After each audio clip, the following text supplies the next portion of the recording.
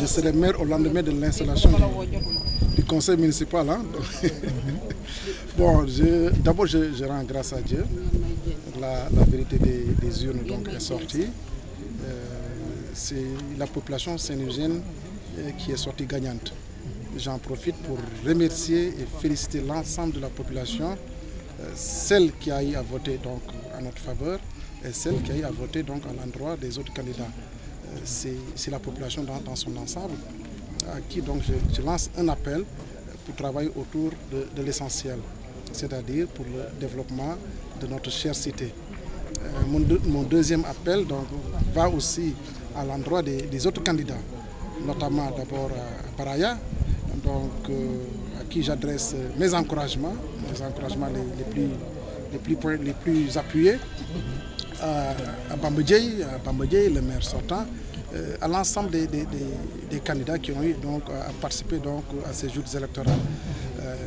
Je lance un appel à tout le monde donc, pour qu'on travaille ensemble, pour qu'on soit en mesure en tout cas, d'être dans une dynamique d'équipe, hein, dans un travail participatif, dans un travail inclusif pour le développement de Saint-Louis. Saint-Louis a besoin de l'ensemble de ses fils, l'ensemble de ses ressources pour son développement. Et je lance vraiment un appel retentissant à l'endroit de tous ces fils. Quelles sont aujourd'hui les priorités de votre équipe? Vous savez, je le disais, hein, donc, ici tout est priorité. Tout est priorité. Donc, déjà, l'éclairage public est une priorité. Lors donc, de la campagne, je disais qu'on se donne 6 mois, en tout cas, pour rendre tous les points lumineux, en tout cas, opérationnels. Donc, nous allons nous atteler à ça. Il va falloir trouver 60 millions. Nous aurons les moyens de les trouver pour que, en tout cas, tous les points lumineux soient opérationnels. Ça, nous le ferons. L'assainissement aussi donc, fait partie des priorités. Nous allons faire en sorte que, en tout cas en partenariat avec l'État, voir comment faire pour que Saint-Louis, le problème de l'assainissement de Saint-Louis, soit réglé une bonne fois pour toutes. Hein, il y a d'autres priorités. Il y a l'aspect économique. Hein, il y a l'aspect économique, puisque Saint-Louis manque d'usines, manque d'unités industrielles.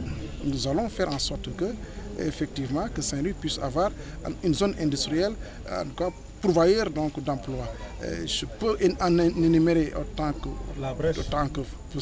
faire se peut, mais donc nous allons réfléchir dès la mise en place de l'équipe municipale comment prioriser l'ensemble de ces objectifs. La brèche, nous dans notre adresse à l'endroit des populations par rapport à nos engagements, on disait qu'en fait il y a des plaidoyers à faire. La brèche en constitue une priorité. Nous allons porter ces plaidoyers au niveau donc, de M. le Président de la République pour que l'histoire de la brèche soit réglée une bonne fois pour toutes.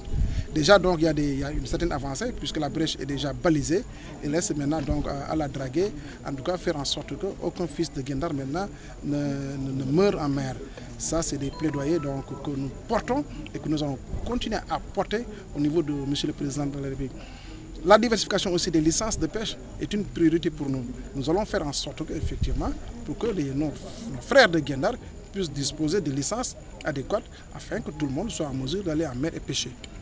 Les élections locales et les élections présidentielles. Les élections locales sont spécifiques, sont très spécifiques, c'est des élections très compliquées et sont beaucoup plus compliquées que les élections présidentielles ou législatives. De toute façon, nous travaillons dans une dynamique de massification de notre parti. Notre parti s'est beaucoup bénéficié, hein? C'est un parti très jeune. Nous allons continuer à travailler dans ce sens-là. Mais le président de la République a déjà tracé un sillon. C'est de travailler avec l'ensemble de nos alliés de la coalition Benno Bokk Yakaar. Certainement, nous allons essayer de consolider cet acquis pour que la coalition Benno Bokk Yakaar puisse aller de l'avant. Donc, pour l'intérêt en tout cas des Sénégalais dans leur majorité. Pourquoi casser une alliance qui marche bien?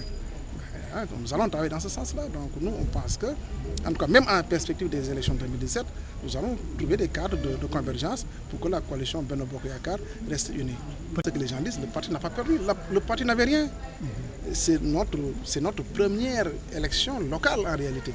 Les élections locales de 2009 étaient des élections locales particulières. En ce moment-là, le parti venait de naître, donc on était dans la dynamique de Benno Siggil Sénégal. Aujourd'hui, c'est notre première élection. Au contraire, on a gagné. On a gagné plus de 400 collectivités locales sur 600 et plus cher. Mais beaucoup de leaders ont perdu leur localité, c'est là où... Oui, mais c'était leur première élection. C'était leur première élection locale. C'est tout à fait normal qu'effectivement, avec les problèmes internes donc la division interne, qui est des leaders qui ont eu à perdre leur localité. Mais ce n'est pas une fin en soi. On en a gagné la tonne et le quintal en réalité.